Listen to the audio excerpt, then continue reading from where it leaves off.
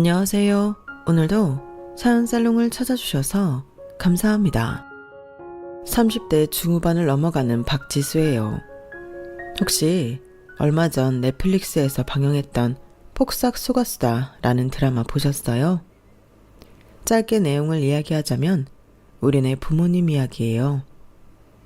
1960년대 그 힘든 시절 자식만을 바라보고 모진 세월 다 견뎌낸 부모님들 이야기요.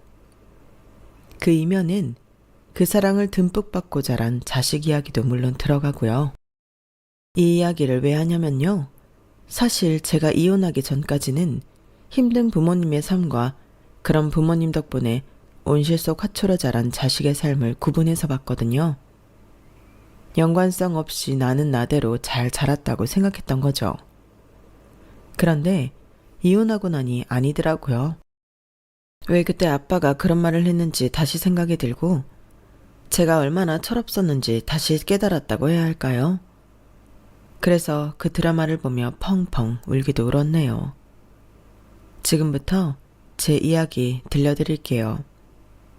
3년 전 저는 대학 동문회 송년 모임에서 지금의 남편을 처음 만났어요. 이름은 김민호. 저보다 2학번 위였지만 군대 다녀와서 같은 학년으로 졸업했던 사람이었죠. 학교 다닐 때는 한 번도 마주친 적 없었는데 그날 처음 알게 됐어요. 모임 중에 사회자가 각자 근황 이야기를 하라고 했을 때 그 사람이 갑자기 본인 인생을 3분 드라마처럼 연기하기 시작했죠. 취업했다가 퇴사하고 사업 실패하고 재취업한 가정을 코믹하게 표현하는데 표정 연기가 너무 웃겨서 술 마시던 사람들이 다들 뿜을 뻔했던 기억이에요. 저도 몰입돼서 눈길이 가면서 그쪽만 계속 보게 되더라고요. 그날 모임이 그렇게 끝나고 남은 사람들끼리 2차로 맥주집에 갔는데 그 남자가 제 옆자리에 앉았어요. 박지수 맞지? 같은 과였는데 기억해? 내가 군대 갔다가 복학하는 바람에 우리 같이 졸업했는데. 먼저 아는 척을 하는 그 사람과 대화는 전혀 어색하지 않았어요. 이상하게 학교에서 한 번에 제대로 된 얘기를 한 적 없었는데 마치 오래전부터 알고 지냈던 것처럼 자연스럽게 이야기를 주고받았죠. 사실 난 대학 때 완전 놀기만 했어. 동아리 활동하고 미팅 다니고. 그래서 늦게 졸업했지. 지수는 어땠어? 나도 공부만 한 건 아니었지만 나름 계획적으로 살았던 것 같아. 취업 준비하면서 스펙 쌓고. 그렇게 시작된 우리의 대화는 3차, 4차까지 이어졌어요. 그러다 보니 마지막엔 둘만 남아 새벽까지 이야기했죠. 그는 유머 감각이 정말 좋았어요. 제가 말하는 평범한 일상도 그가 받아치면 웃음거리가 됐고 그의 말투와 제스처에 계속 웃음이 나왔으니까요. 야, 우리 코드가 너무 잘 맞는 것 같은데 난 진짜 이렇게 웃은 지 오래됐어. 그의 말에 저도 고개를 끄덕였어요. 정말 오랜만에 편하게 웃을 수 있는 사람을 만났다는 기분이었거든요. 그렇게 그날 연락처를 교환하고 우린 자주 만나기 시작했죠. 데이트할 때마다 특별한 곳에 가는 것도 아니었어요. 사회 초년생이라 둘 다 지갑 사정이 넉넉하지 못했거든요. 그래도 골목길 구석구석 숨은 맛집 찾아다니거나 한강에서 라면 끓여 먹으며 이야기꽃을 피울 때면 그게 어디든 장소는 중요하지 않은 듯 재미있고 즐거웠죠. 한 번은 비 오는 날 우산도 없이 편의점에서 컵라면 사 먹다가 홀딱 젖었는데 그것조차 추억으로 웃어 넘길 정도였으니까요. 너 같은 여자 정말 처음이야. 요즘 여자들은 데이트 코스도 인스타 감성 넘치는 카페나 비싼 레스토랑만 가자고 하는데 너는 골목 어기 포장마차에서도 행복해하니까 같이 있으면 정말 편해. 그의 말에 그냥 웃었어요. 사실 저는 그냥 맛있는 음식과 좋은 대화면 충분했기에 그가 특별하다고 느끼는 게 오히려 저 역시 신기하게 느껴졌죠. 사실 어릴 때부터 아빠에게 귀에 딱지가 앉을 정도로 들었던 말이 있거든요. 진짜 행복은 값비싼 물건에서 오는 게 아니라 함께하는 사람과의 소중한 시간에서 온다. 아빠는 말씀만 그렇게 하시는 게 아니라 행동도 그렇게 하셨어요. 좋은 곳에 데리고 다니시는 것보다 주말이면 시간 내 동네 공원을 함께 산책하고 저녁이면 라면이라도 손수 끓여주시며 시간을 보내려고 애쓰셨으니까요. 그 덕분에 저 역시 무엇이든 사람의 마음이 제일 중요하다는 걸 알며 자랐으니 저에겐 그다지 특별하지 않았죠. 난 오히려 자기가 더 신기해. 다른 남자들은 여자한테 잘 보이려고 비싼 데 데리고 가고 명품 사느라고 카드값에 휘청인다는데 자기는 오히려 진솔하게 다가오고 나의 이런 모습도 알아봐주고 우린 진짜 잘 맞는 것 같아. 이렇게 데이트를 시작한 지 6개월 정도 됐을 때였어요. 저는 남친을 부모님께 소개했죠. 서로 생각도 비슷하고 계급 코드도 맞아 진지하게 결혼에 대한 생각이 들기 시작했거든요. 장인어른 장모님 처음 뵙겠습니다. 김민호라고 합니다. 지수랑 대학 동문회에서 만났어요. 식사 자리에서 민호는 광고회사에 다닌다며 자신의 일에 대해 이야기했어요. 부모님과의 자리에서 남자친구는 최근에 진행한 프로젝트들과 미래 계획에 대해서도 열심히 설명했어요. 아버지는 묵묵히 들으셨고 어머니는 그의 이야기에 맞장구를 쳐주셨고요. 그래서 어떻게 살 생각이야? 결혼까지 생각하는 사이인가? 자연스러운 대화 사이에 아빠가 갑자기 직설적인 질문을 남자친구에게 던지니 살짝 당황한 듯 잠시 망설이더라고요. 하지만 이내 단호하게 말하는 그의 모습에 듬직하다 생각했어요.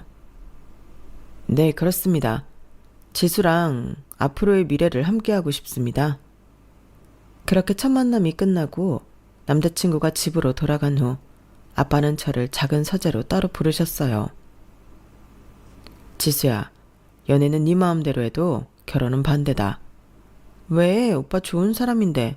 아빠가 묻는 질문에 성실하게 대답도 했고 나랑 결혼한다고도 그랬는데 혹시 아까 결혼 생각 있냐는 말에 뜸들여서 그래? 지수야, 그 친구가 말하는 걸 다시 한번 천천히 생각해봐.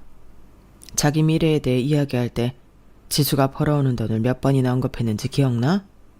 우리가 합치면 지수 월급도 있으니까 이런 말을 대체 몇 번이나 하는 거야. 남자가 겉보리 서말만 있어도 처가살이 안 한다는 말이 있어. 물론 처가살이를 한다고 한 건 아니지만 대체 너 아니면 어떻게 살려고 말끝마다 지수 지수 그러는지. 난 또 뭐 때문에 그런다고. 아빠, 요즘은 다들 그래. 남자가 다 책임지는 시대는 옛말이지. 요즘 외벌이로 애도 못 낳아. 그리고 잘 키운 딸 대학까지 다 보내놓고 집에 들어앉아 애나 봤으면 좋겠어? 아빠 그런 거 싫어하면서 왜? 그런 걸로 오빠 트집 잡고 그래. 부모 덕 안 바라고 스스로 하려고 하는 게 오히려 더 이쁜 거 아니야? 지수야, 결혼이 생각하는 것처럼 그렇게 간단한 게 아니야. 아빠도 물론 우리 지수가 일하면서 자기 꿈 펼치길 원하지. 하지만 여자는 어쩔 수 없어. 애 낳고 키우다 보면 애가 눈에 밟히고 생물학적으로 여자가 남자보다 몸도 더 약하니 어떤 경우에도 처자식 굶어 죽이지 않는다는 믿음을 보여주는 게 맞는 거지. 그런데 그놈은 말끝마다 지수가 돈 버니까 만약의 상황은 생각 안 해? 아빠, 그건 반대로도 생각해야지. 오빠가 아플 수 있는 거고 요즘은 애 키워도 육아휴직 아빠들도 많이 하는걸? 아빠가 무슨 걱정하는지 아는데 시대가 많이 변했어. 남녀 평등 시대잖아. 아무리 시대가 변했어도 남자는 사랑하는 여자 고생하는 걸 못 봐. 아무리 봐도 그놈은 너를 책임지겠다는 마음보다 남들 하는 결혼 하고는 싶고 손해는 죽어도 싫으니까 너를 택했다는 생각밖에 안 든다. 솔직히 전 이해하기 어려웠어요. 저나 남자친구 같은 생각을 하는 사람들이 주위에도 많았으니까요. 제 기본적인 생각이 성인이 결혼한다면 누가 누구를 부양하고 부담하는 게 아니라 서로 독립된 인격체로 자신의 일을 해내야 한다고 생각했거든요. 그래서 문제될 게 없다고 생각했죠. 다만 아빠의 살아오신 부분을 생각하면 어느 정도 이해는 할 수 있었어요. 아빠는 평생 굳은 일을 하셔도 엄마가 고생하는 모습은 보기 싫다고 하셨으니까요. 덕분에 평생 주부로 사신 엄마는 늘 소녀 같으세요. 아빠는 아마 저도 그런 삶을 살길 원하셨을 거라 짐작했어요. 하지만 자식 이기는 부모 없다고 저와 남자친구 사이는 아무 문제 없으니 결혼 진행은 생각보다 빠르게 이루어졌고 결혼식 전날까지는 아빠는 저에게 말씀하셨네요. 지수야, 지금이라도 아니라고 생각하면 안 해도 돼. 아빠가 다 처리할게. 똥인지 된장인지 먹어봐야 한다고 한다면 더 말릴 수 없겠지만 마지막으로, 정말 마지막으로 한 번만 더 묻는 거야. 아빠, 정말 결혼식 전날까지 이럴 거야? 상견례도 다 했고 내일 식장 들어가는데 아빠가 그렇게 말하면 나 속상해. 그냥 축하해주면 안 돼? 그래, 네가 네 힘으로 지지고 볶고 산다고 했으니까 어디 한번 잘 살아봐. 다시 한번 말하지만 그놈하고 사는 동안에는 아빠한테 바라지 마. 안 바래. 아무것도. 셀프효도 하기로 했다니까? 그러니까 아빠도 오빠한테 괜히 친근하게 안 한다고 서운해하지 마. 내가 더 잘할게. 알았지? 그래, 잘 살아. 보란듯이 잘 살아. 그렇게 저는 아빠의 반대를 무릅쓰고 결혼했어요. 결혼식에 들어가는 비용이 아깝다는 생각에 작게 올리고 신혼여행도 국내로 간소하게 다녀왔죠. 아빠는 처음엔 섭섭해하셨지만 결국 저의 결정을 존중해 주셨어요. 결혼 초기에는 정말 행복한 일들만 가득했던 기억이에요. 두 사람의 월급을 합쳐 생활하니 생각보다 여유롭게 살 수 있었고 집안일을 서로 분담해서 하니 힘들지도 않았어요.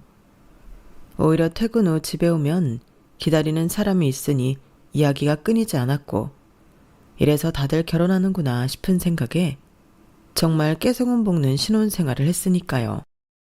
그렇게 아기 천사가 찾아왔을 땐 세상 모두가 우리 편이 된 것 같은 느낌이 들기도 했었어요. 이세 계획을 세운 지 얼마 되지 않아 찾아온 아이였기에 더 그랬죠. 임신 테스트기에 두 줄이 선명하게 나타났을 때 남편이 얼마나 좋아했는지 환호성 치르던 그 얼굴이 아직도 선명할 정도예요. 와, 진짜? 지수야, 우리 진짜 부모가 되는 거야. 이제 우리 셋이 되는 거잖아.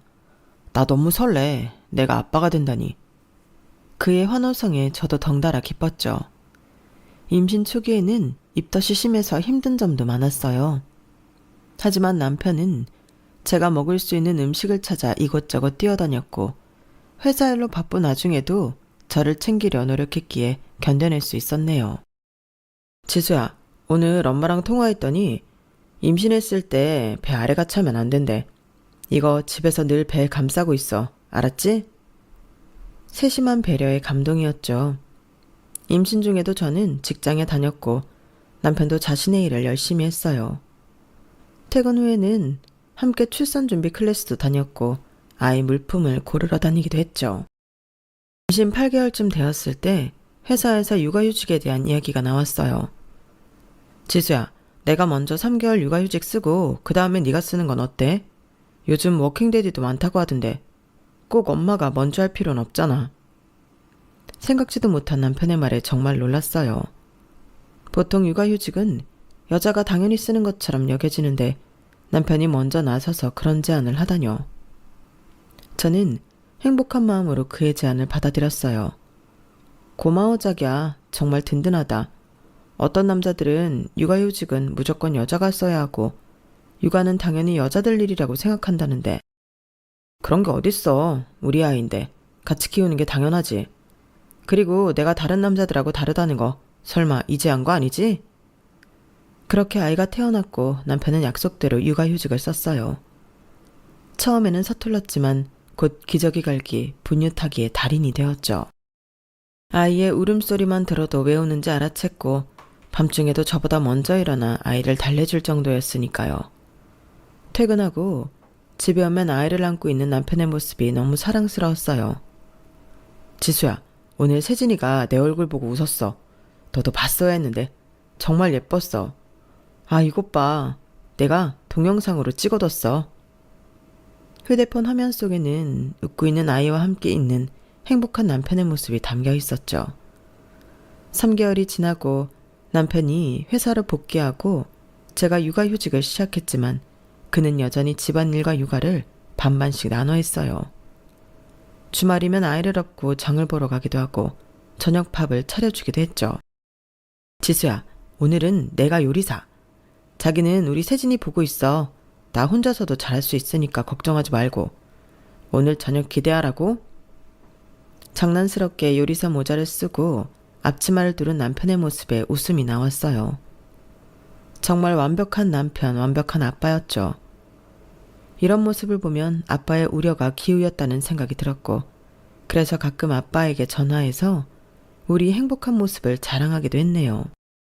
아빠, 오빠가 세진이 기저귀도 잘 갈고 요리도 잘해. 주말에 한번 놀러와. 보면 정말 깜짝 놀랄걸? 아빠는 웃으며 다행이라는 말씀만 하셨어요. 제 행복을 진심으로 바라셨을 분이라는 걸 알고 있으니 더 일부러 전화에 말했던 것 같아요. 아빠가 걱정하는 것처럼 자기 이익만 챙기는 사람 아니라는 그 말, 그 걱정을 덜어내고 싶었던 거죠. 그러던 어느 날 갑자기 퇴근하고 돌아오는 남편의 얼굴에 그늘이 보였죠. 자기야, 오늘 회사에서 무슨 일 있었어? 점심때까지만 해도 별다른 말 없었는데 왜 갑자기 얼굴이 어두워? 퇴근하면서 엄마한테 전화 왔는데 엄마가 계단에서 넘어져서 다리를 다치셨어. 수술해야 한대. 어머, 많이 다치셨어? 지금 어디 계셔? 지금은 응급실이야. 형이 먼저 가 있고. 그럼 지금 가자 빨리. 저희는 서둘러 병원으로 향했어요. 시어머니는 계단에서 넘어져 다리가 골절된 상태였고 수술이 필요하다고 했죠. 수술비가 좀 많이 나올 것 같아. 보험은 있지만 자기 부담금이 있거든. 그렇겠지. 그래도 어떻게 부모님인데. 500만 원 정도 예상하는데 형이랑 이야기해야겠지만 간병인도 써야 해서 300 이상은 내야 할 텐데 우리 반반 부담하자. 그 말의 순간 멈칫했어요. 왜 갑자기 반반이란 말이 나오지? 라는 생각이 들었거든요. 결혼할 때부터 우리는 셀프 효도를 하자고 약속했고 각자 자기 부모님에 대한 책임은 자기가 지기로 했었거든요. 물론 도와달라면 당연히 부모니까 도울 순 있지만 반반이라는 말은 생각지도 못했어요. 반반? 그러니까 자기 말은 자기가 300 이상 내야 하니까 적어도 나보고 150은 내란 얘기야? 솔직히 갑자기 큰돈 내는 건 나도 부담이야. 명절이나 생신 때 용돈이야 예상하고 내가 드릴 수 있는 거지만 나 혼자 감당하기엔 좀 큰돈이야. 다른 데 쓴다는 것도 아니고 부모님 건강과 관련된 거니까 반반씩 부담하는 게 좋을 것 같아서. 이건 특수 상황이잖아. 안 그래? 순간 머릿속이 복잡해지더라고요. 갑자기 300만 원이라는 돈을 지출해야 한다니 큰 부담으로 느껴지는 건 맞고 부모님 일인데 계산적으로 행동하는 게 옳을까 하는 양심적 가책도 조금 느껴지더라고요. 그런저런 생각을 하다 보니 불현듯 결혼 전 아빠가 했던 말이 떠올랐어요. 자기 손해보기 싫어한다는 그 말. 하지만 대수롭지 않게 넘어갔죠. 부모님 건강과 관련된 일이라고 남편이 먼저 말했으니 나중에 제 부모님이 아프더라도 남편에게 도움을 받는다면 손해볼 건 없다고 생각했으니까요. 그래 알았어. 함께 부담하자. 시어머니의 수술은 다행히 잘 끝났고 간병인의 도움을 받아 집으로 돌아가셨어요. 저희는 주말마다 시댁에 가서 집안일을 도왔고 간병비와 병원비도 함께 냈죠. 그렇게 무리해서 회사와 육아, 시어머니 간병까지 해서 그런지 갑자기 몸살에 걸리게 되었어요. 심한 독감에 걸려서 고열이 나고 몸몸이 아팠죠. 아이는 돌이 지난 상태였지만 아직 많은 도움이 필요했어요. 자기야, 나 정말 손 하나 까딱 못하겠어. 세진이 이유식도 만들어야 하는데 세진이한테 감기 옮기면 어떡하지? 왜 그런 걱정을 해? 내가 있잖아. 당신은 푹 쉬어. 내가 세진이 이유식도 만들고 퇴근도 좀 당겨서 어린이집에서 일찍 데리고 올게. 그렇게 말한 남편은 제 죽까지 끓여주며 혼자 고군분투하더라고요. 아침 일찍 일어나 세진이 옷을 입히고 어린이집에 등원시키고 퇴근하기 전 먼저 집에 와 청소하고 음식을 만든 후 세진이를 데리고 왔어요. 3일 정도 푹 쉬고 나니 열도 내려가고 움직일만 해지더라고요. 자기야 고마워. 나 이제 좀 살 것 같아. 자기 아니었으면 나 정말 힘들었을 거야. 이래서 다들 혼자보다 결혼하는 게 좋다고 하나 봐. 뭘 이런 걸로. 이제 다 나았다니까 다행이다. 그래도 무리하지 마. 그렇게 일상으로 돌아왔는데 이상한 점을 발견했어요. 제가 아프기 전과 다르게 남편이 집안일이나 육아에 전혀 손을 대지 않는다는 점이었죠. 전에는 분명 분담해서 했는데 갑자기 모든 일을 저한테 미루는 것 같았어요. 자기야, 세진이 똥 쌌나 봐. 기저귀 좀 갈아줘. 내가 저녁 준비하고 있어서 지금 기저귀를 못 갈겠어. 지난번에 늦었더니 발진 생겨서. 미안한데 지금 나 회사에서 온 메일 급하게 확인 중이야. 오늘 야근해야 하는데 일찍 나왔거든. 빨리 답변해줘야 하는 거라 이거 다 하고 할게. 그러더니 한참을 컴퓨터 앞에서 일어나지 않더라고요. 결국 제가 기저귀를 다 갈고 씻긴 후 저녁을 차렸죠. 이런 상황이 며칠 계속되자 이상하다는 생각이 들더라고요. 자기야, 요즘 많이 바빠? 바쁜 건 알겠는데 왜 요즘 집안일이나 세진이 돌보는 거나 혼자 하는 느낌이 드는지 모르겠어. 어제 분리수거도 나 혼자 하는데 피곤하다고 씻으러 가버리고. 내가 예민한 거 아니지? 회사가 바쁘기도 바빴는데 요 며칠 당신 아팠을 때 내가 전부 다 했잖아. 난 아침에 일어나 너 먹을 죽까지 끓였어. 오늘이 딱 3일째니까 내일부터 나도 같이 할게. 그럼 됐지? 그때 머리를 한 대 띵 맞은 것 같았어요. 남자는 사랑하는 여자 고생하는 꼴 못 본다는 아빠의 말 그땐 이해하지 못했는데 무슨 말인지 알 것 같다는 느낌이 들더라고요. 정말 기브앤테이크 딱 준 만큼 받는다는 건가? 싶은 생각이 머릿속에 자리 잡기 시작할 즈음 청약에 당첨되었어요. 경기도에 위치한 신도시로 35평 남양 아파트였고 단지 내 작은 공원도 있어 아이 키우기에 좋은 환경이었죠. 와, 드디어 우리 집이다. 신혼 때부터 모은 돈이 이렇게 쓰이는구나. 남편도 저도 기뻤어요. 이사 준비를 하면서 남편에게 느꼈던 서운한 감정들이 잊혀지고 새 집에 대한 기대감으로 가득 찼죠. 그렇게 이사 당일이 왔고 우리 새 가족은 설레는 마음으로 새 집으로 향했네요. 세진아, 이제 여기가 우리 집이야. 네 방도 따로 있고 놀이터도 가까이 있어. 그새 자란 아이는 아장아장 걸으며 집안 곳곳을 돌아다녔고 그 모습을 보며 남편과 저는 바닥에 층간소음 매트 먼저 구입해야겠다며 웃었던 기억이에요. 저희는 열심히 집을 정리하고 가구도 새로 사서 배치했죠. 특히 거실에는 고급스러운 원목 테이블과 의자를 들여놓았어요.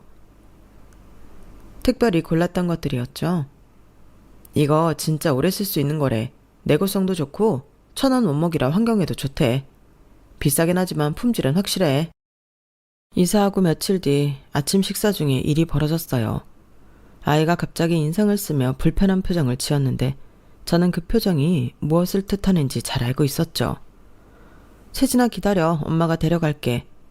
화장실 가고 싶을 때 나오는 표정이라 저는 아이를 급히 안아 화장실로 데려가려 했는데 그 과정에서 의자가 뒤로 넘어지며 바닥에 쿵 하고 떨어졌어요. 강화마루 바닥이 의자 모서리에 찍히는 소리가 났죠. 뭐야? 지수야, 조심 좀 해. 바닥에 기스나면 지워지지도 않는 거 몰라서 그래? 남편의 목소리가 예상외로 날카로웠어요. 아이가 더 급한 상황이라 일단 화장실로 데려갔고 돌아와서 바닥을 확인했죠. 작게 패인 자국이 있었지만 심각한 정도는 아니었어요. 세진이가 급해서 가다 보니 그럴 수 있지. 크게 상한 것 같지도 않은데 아침부터 왜 큰 소리 내고 그래. 서로 기분 나쁘게. 크게 상한 것 같지 않다고? 이게 얼마나 비싼 마루인지 알아? 방금 이사 와서 벌써 이렇게 망가뜨리면 어떡해. 앞으로 못해도 이 집에서 10년을 살아야 하는데 이사 온 지 며칠 되었다고 벌써 중고로 만들어버리려고 그래.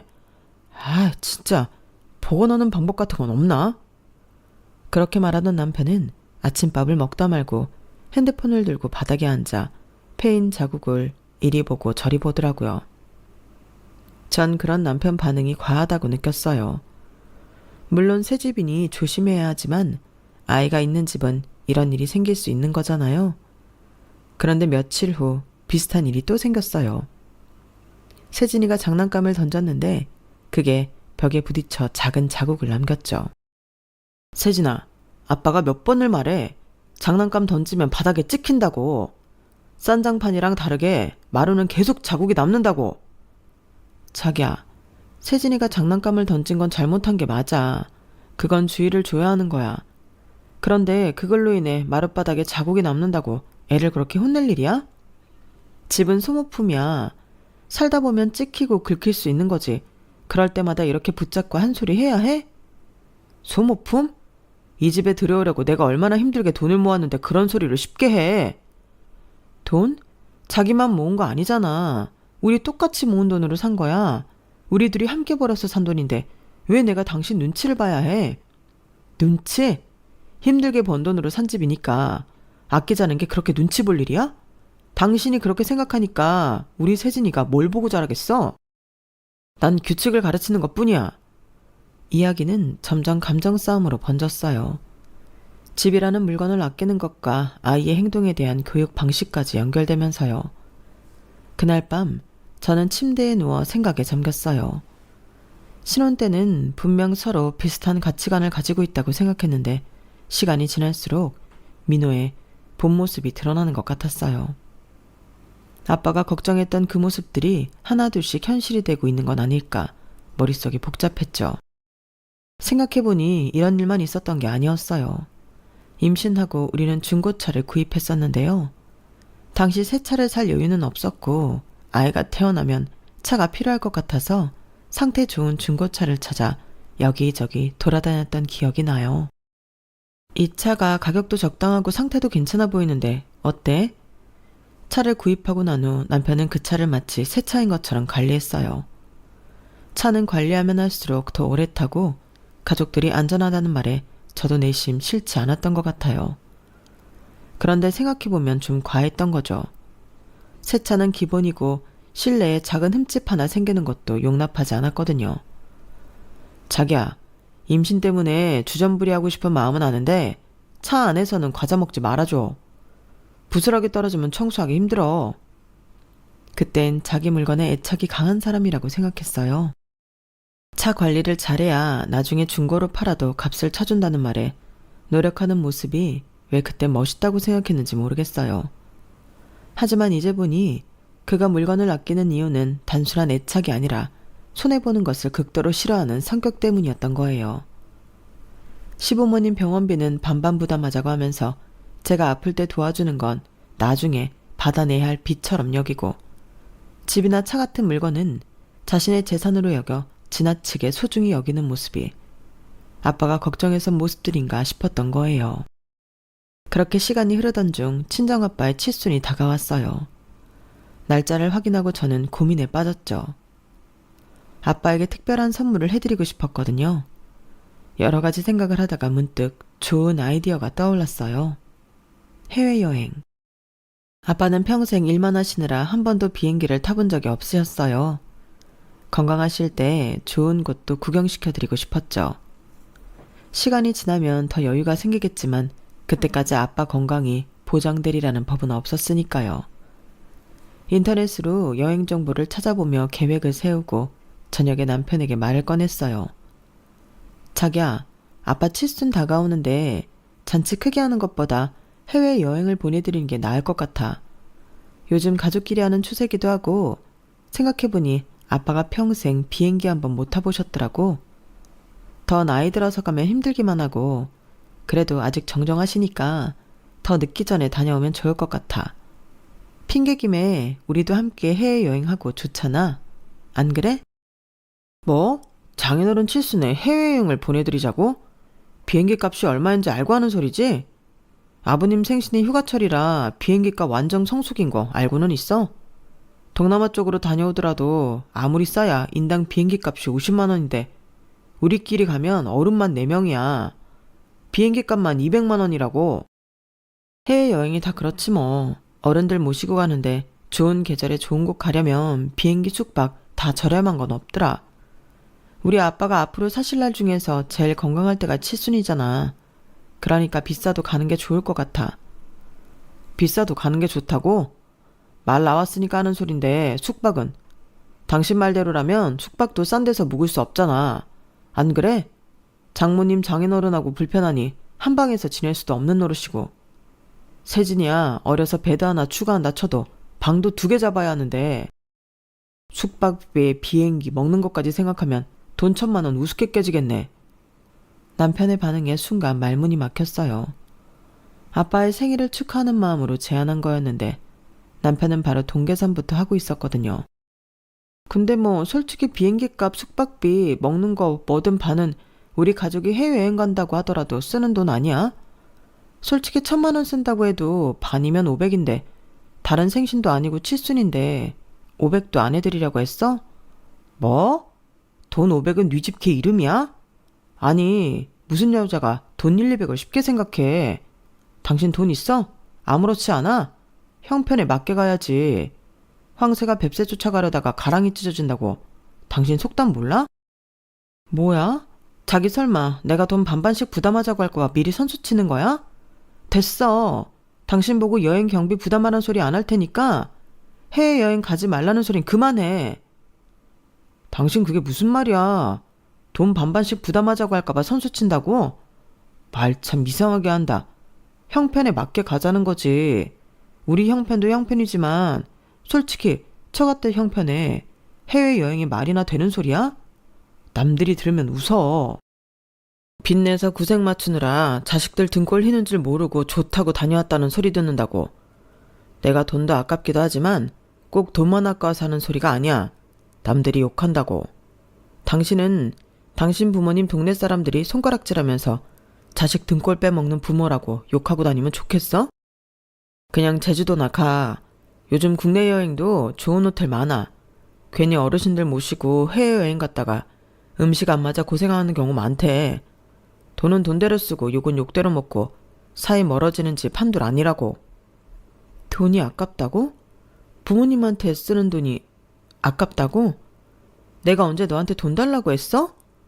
왜 이래 너라니. 오빠한테. 뭐야 너 찔리는 거 있지? 돈 1,000만 원 쓰는 게 아깝지 않다고 하는 거 보니까 너 나 모르게 모은 돈 꽤 되나 보다? 막말로 병원비도 아니고 내가 부담할 이유도 없는데 우리 가족 여행하는 거다 뭐다 그럴싸하게 포장하는 거 보니까 너 진짜 너무한 거 아니야? 그럴 돈 있었으면 융자 갚을 생각 먼저 했어야지. 지금 나가는 이자가 얼만데. 우리 새 아파트 이사 왔다고 이 집 완전히 우리 거 아니야. 은행 끼고 있어. 정신 똑바로 차리고 얘기해. 정신 똑바로 차려야 할 건 내가 아니라 너겠지. 이제 알겠다. 아빠가 했던 말이 뭔지. 뭐? 무슨 소리야. 그럼 그렇지. 장인어른 칠순에 해외여행 가져간 게 당신 생각이 아니었던 거지? 장인어른이 괜히 너한테 바람 넣은 거지. 그렇게 안 봤는데 장인어른 너무하시네. 우리 새 아파트 이사 오니까 살만한 줄 아시나 봐. 아니면 부러워서 그러신가? 아니 그렇잖아. 평생 당신은 다 쓰러져가는 빌라에 사니까 새 아파트 분양받았으니 부자 된 줄 아시는 거 아니냐고. 그러지 않고서야 지금까지 사치 안 부린 네가 해외여행 소리가 나올 리 없지. 난 또 괜히 걱정했네. 장인어른 정말 너무했다. 기가 차더라고요. 제 속에서 참고 있던 분노가 폭발하고 말았죠. 그동안 제가 얼마나 눈을 감고 있었던 건지, 그리고 아빠가 얼마나 명확하게 보고 있었는지 제대로 한 방 먹으면서 깨달았으니까요. 네가 참 대단하다. 내 부모님을 그렇게 함부로 말하다니. 제정신이라면 배우자 부모를 그렇게 말하지 않겠지. 처가 예쁘면 처갓집 말뚝에도 절한다는데 너는 내가 얼마나 웃으면 우리 부모님을 욕하냐? 나는 내 아빠 칠순에 평생 한 번도 못 가본 해외여행 보내드리고 싶다고 말했을 뿐인데 네 입에서는 부자, 사치, 형편, 이자 이런 말들만 나오네. 내가 사람 새끼가 아니라 계산기랑 살았네. 야, 이 여자가 미쳤나? 뭐라고? 계산기? 야, 말 똑바로 해. 한 번 내지르면 그걸로 끝인 줄 알지? 다녀오고 현실을 보면 그 돈 어떻게 할 건데? 이 집 대출금은 평생 은행빚 갚으며 허덕일 거야? 노후 대비는 안 해? 비행기표 살 돈 있으면 그 돈으로 대출금 같은 게 우선이지. 길 가는 사람 100이면 100 다 잡고 이야기해봐라. 이거 봐 이거 봐. 인사드리러 갔을 때 오래된 빌라 사는 거 보고 내가 설마 했는데 괜한 게 아니네. 야, 너 그렇게 살만하다 싶은 착각으로 돈 펑펑 쓰면 니네 부모님처럼 되는 거야. 다 늙어서 쓰러지는 빌라에서 살고 싶어서 그래? 아주 막 나가자는 거지? 뚫린 입이라고 아주 막 싸지르네. 야, 니네 엄마 아플 때 300만 원도 아까워서 반반하자고 하는 놈이 1000만 원 해외여행에 쓴다고 하니까 니 돈 안 써도 아까워 죽겠냐? 뭐? 뭐라는 거야 이 여자가 지금. 왜? 딱 네 밑바닥 들키고 나니 할 말 없지? 남들처럼 살고는 싶고 혼자는 죽어도 그렇게 살 자신 없으니 반반 부담해서 그럴듯하게 이끌어줄 사람이 필요했던 거잖아. 그게 나였고 손해보는 건 죽어도 싫은 게 너잖아. 말로는 반반, 공평하게 하자는 뻔질이란 거짓말. 아니, 밴댕이 소갈딱지보다도 더 좁고 좁은 너한테 5만 장 다 떨어진다 떨어져. 그러다 이혼 소리까지 나오겠다? 못할 거 없지. 아빠가 그토록 너에 대해 경고했는데 못 알아먹은 내가 등신이지. 내가 내 발등 찍었지. 이건 또 뭔 소리야. 해외여행 가고 싶다고 네 여파에 바람 넣는 것들은 모자라 날 반대하셨다고? 그래, 너 처음 본 날 그러시더라. 말끝마다 지수 월급 받으면 지수 일하니까 이 소리 하는데 이놈은 너 돈 버니까 결혼하는 거라고. 손해보는 건 죽어도 싫어하고 날 죽을 때까지 책임져 줄 놈은 아니니까 연애만 하라고. 그때 그 말 들었으면 내가 우리 아빠 칠순에 해외여행 내 돈 모아 보내드린다는데 거지 같은 이놈한테 이런 소리도 안 들었지. 저는 더 이상 말할 필요를 느끼지 못했어요. 방으로 들어가 여행값을 꺼내 필요한 물건들을 급하게 넣기 시작했죠. 남편은 뒤따라와 계속 소리를 질렀어요. 이혼? 이딴 걸로 이혼한다고? 당신 제정신이야? 돈 얘기 좀 했다고 이혼이라니. 이혼 사유가 뭔지는 알고 있어? 그런 건 법원에서도 인정도 안 해. 뭐 하는 거야? 지금 진짜 나갈 생각이야? 그냥 좀 싸운 거지 이혼할 이유가 되겠어? 네가 지금 실수하고 있는 거야. 좋은 말 할 때 가방 내려놔. 지금 내려놓으면 내가 그래도 오빠니까 봐준다. 이대로 가방 싸서 나가는 순간 나도 너 안 봐줘. 이혼하면 너만 손해지. 난 손해볼 것도 없어. 세상 천지 이런 이유로 이혼한 여자 누가 받아나 주겠어? 짐 싸는 내내 이런 남자였나 싶더라고요. 좋았던 날들이 머릿속으로 스쳐가며 그 모습이 자신이 손해보는 게 없으니 나왔던 행동이라는 게 서글프더라고요. 아빠 말 들을걸.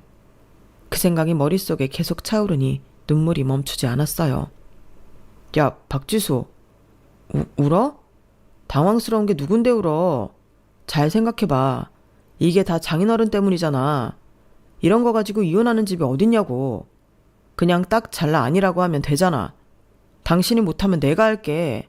형편에 맞게 가자고 했을 뿐인데 돈 보태주실 것도 아니면서 왜 이러시냐고 말하면 알아들으시겠지. 자식 갈라서는 꼴 보시면서까지 해외여행 가고 싶으시겠냐고. 칠순이 뭐 대수라고. 세진이를 안고 현관문을 열면서 마지막으로 돌아봤어요. 잘 들어. 난 계획대로 내가 지금까지 모은 비상금으로 아빠 모시고 해외여행 다녀올 거야. 그리고 오는 대로 너랑 이혼할 거니까 서류나 준비해. 합의 이혼 안 하면 변호사 선임해서 재판이라도 할 테니까 그런 줄 알아. 남편은 끝까지 소리를 질렀어요. 너 후회할 거야. 나중에 돈 없어서 빌빌거릴 때 누구한테 손 벌릴 건데. 이게 다 장인어른 때문이야. 네가 지금 정상이 아니야. 그 소리를 뒤로하고 저는 세진이와 함께 집을 나왔어요. 택시를 타고 친정으로 향하면서 마음은 무거웠지만 동시에 오랜만에 느끼는 해방감도 있었죠. 마치 평생 메고 있던 무거운 짐을 내려놓은 것 같았어요. 친정에 도착했을 때 아빠는 문 앞에서 저를 보시더니 놀라셨지만 이내 아무 말도 없이 안아주셨죠. 마치 이미 다 알고 계셨던 것처럼요. 아빠는 그저 제 등을 토닥이며 말씀하셨어요. 괜찮다 지수야. 네가 스스로 깨달았으니까 이제 앞만 보면 돼. 그렇게 저는 친정아빠를 모시고 하와이로 여행을 떠났어요. 부모님과 세진이 그리고 저. 넷이서 떠난 여행은 부모님에게도 세진이에게도 저에게도 큰 선물이 되었죠. 평생 일만 하며 살아오신 아빠가 처음으로 비행기를 타고 푸른 바다를 보시는 모습은 제게 큰 감동이었어요. 지수야, 세상이 이렇게 넓구나. 평생 일만 하다 보니 이런 걸 못 봤네. 아빠의 눈가에 맺힌 눈물을 보며 그리고 아빠의 손을 살포시 잡는 엄마를 보며 제가 내린 결정이 옳았다는 확신이 들었어요. 세진이도 처음 보는 바다와 야자수에 신이 나서 뛰어다녔고 저는 오랜만에 마음의 평화를 느꼈죠. 여행에서 돌아온 지 한 달 후 남편과 법원 앞에서 만나기로 했어요.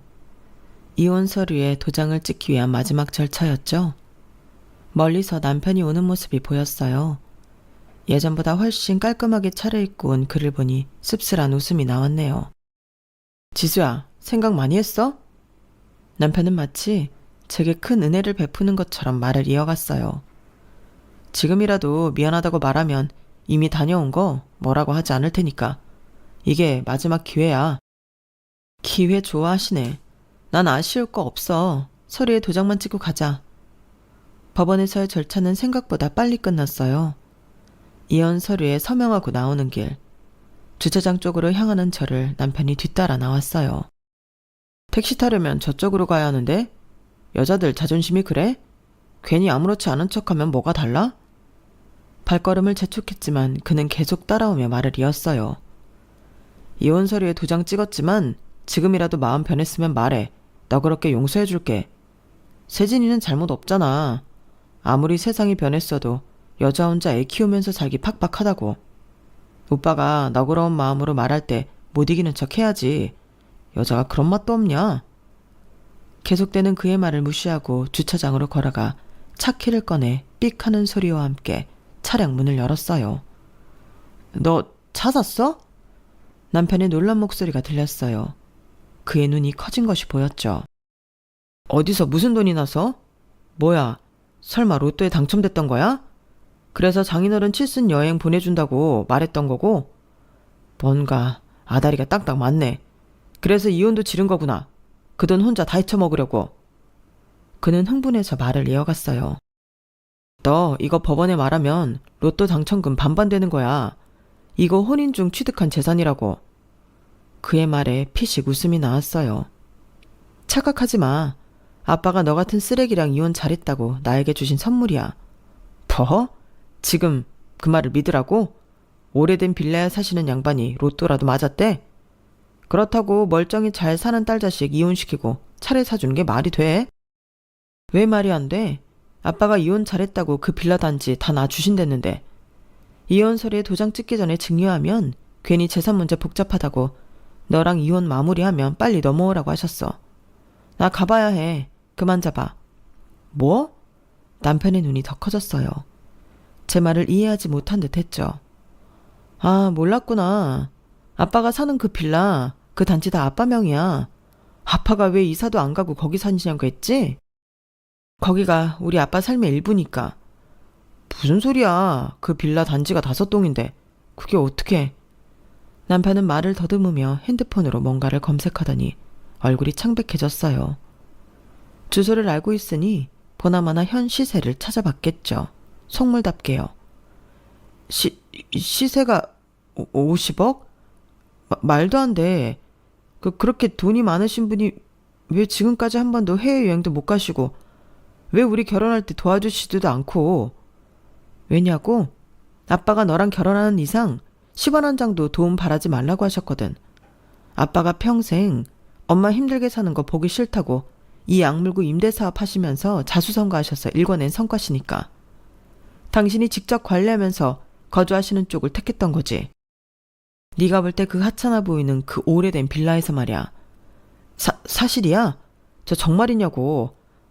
아니지. 뭐야. 뭐든 왜 그런 걸 말 안 했어. 남편은 혼란스러운 표정으로 말을 더듬었어요. 아니지. 지금까지 말 안 한 건 그래. 그럴 수 있다고 쳐. 뭐야. 그런 사실을 미리 언질이라도 했으면 장인어른, 아니 아버님 해외여행 가는 거 가지고 내가 뭐라고 했겠어? 해마다 해외여행 모시고 간다고 해도 내가 당연히 오케이 했지. 그래, 그랬겠지. 네 눈에는 돈만 보였을 테니까. 무슨 소리야. 내가 전에도 말했지만 형편에 맞게 하자는 거였지. 아버님 형편이 그렇다면 우리도 그럴 자격이 충분히 되는 거잖아.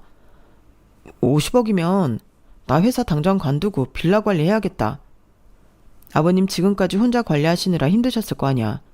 70이면 이제 은퇴하시고 쉬실 때도 됐지. 안 그래? 자기야, 이대로 간다고? 우리 다시 얘기 좀 하자. 내가 말이 좀 심했던 것 같아. 자기야, 안 비켜? 비켜. 확 밟고 가버리기 전에. 안 돼. 차라리 나 확 치고 가. 못하지? 거봐. 아직 나 사랑하는 거잖아. 우리가 잠시 제정신이 아니었던 거야. 사실 우리 사이 좋았잖아. 서로 분담해서 가정도 잘 꾸려왔고. 다시 잘해보자. 응? 앞으로 너 손 하나 까딱 안 해도 돼. 세진이도 다 내가 키우고 집안일도 다 내가 할게. 우리 다시 잘해보자. 어? 차에 타고 가려는데 계속 차 밖에서 창문을 두드리며 말을 걸더니 안 되겠는지 차 앞에 드러눕더라고요. 아주 인간의 밑바닥 끝까지 보여준다는 생각에 기어를 브레이크에 걸어둔 채 엑셀을 밟았죠. 그랬더니 그 소리에 쫄아서 벌떡 일어나 옆으로 비키더라고요. 그 순간 어찌나 웃음이 나던지 내가 저런 등신 뭐가 좋다고 살았나 싶었죠. 그나마 잘한 건 우리 세진이가 태어났다는데 위안을 삼기로 했어요. 법원에서 마무리를 지었음에도 불구하고 남편은 포기하지 않았어요. 집에도 찾아오고 연락도 계속했죠. 얼마나 귀찮게 굴었는지 경비실에 따로 부탁까지 해야 했죠. 한 번만 더 찾아오면 스토커로 신고할 거야. 접근금지 신청도 가능하다고 경찰에서 확인했으니까 그냥 조용히 잘 살길 바래. 제 말에 놀랐는지 이후로는 연락도 오지 않았어요. 아마 자신의 행동이 불법이 될 수 있다는 사실을 알고 두려워했겠죠. 무엇보다 손해보는 거 싫어하는 성격이니까요. 한편으론 아빠의 재산이 그놈 눈앞에 아른거릴 텐데 고소하다 싶더라고요. 그렇게 저는 친정에서 새로운 삶을 시작했어요. 세진이와 함께 아빠가 소유한 빌라 중 하나에서 살게 되었죠. 폭삭 속았수다 드라마에 보면 주인공 예순이 딸 금명이가 결혼할 때 이런 말을 해요.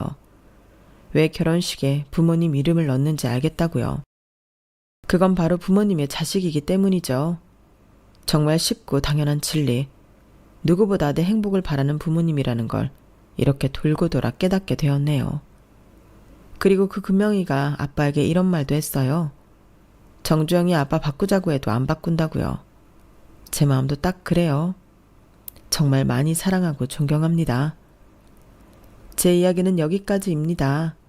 들어주신 분들 감사드리고요. 소중한 가족들과 함께 행복하시길 바랍니다. 여러분, 사연 댓글에 응원과 현명한 조언 부탁드려요. 좋아요와 구독은 저에게 큰 힘이 됩니다. 오늘도 좋은 일 가득하세요.